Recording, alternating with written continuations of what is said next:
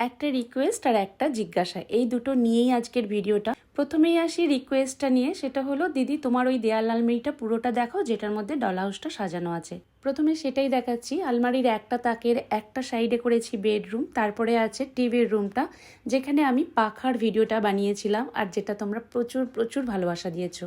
এই রুমটা হচ্ছে একটু বসে আড্ডা মারার জন্য। তো এখানে যে কেকটা তোমরা দেখতে পাচ্ছ 2 লাখ লেখা আছে, এটা যখন আমার ইউটিউবে 2 লাখ সাবস্ক্রাইবার কমপ্লিট হয়েছিল আমি এই কেকটা বানিয়েছিলাম।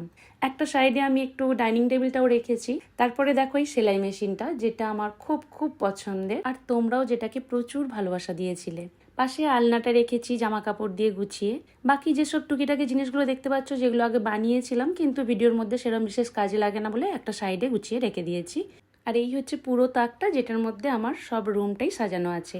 নিচের তাকটাতে কয়েকটা টুকিটাকি আমার ক্রাফটেরই জিনিস গুছিয়ে রেখেছি। আর উপরে আর একটা তাকের মধ্যে আমার বানানো দুটো পুতুলকে আমার মেয়ের পুতুলের সঙ্গে গুছিয়ে রেখে দিয়েছি। আর এটা হচ্ছে পুরো আলমারিটা, যেটা তোমরা দেখতে চেয়েছিলে। এই হচ্ছে আমার পুরো দেয়াল আলমারিটা।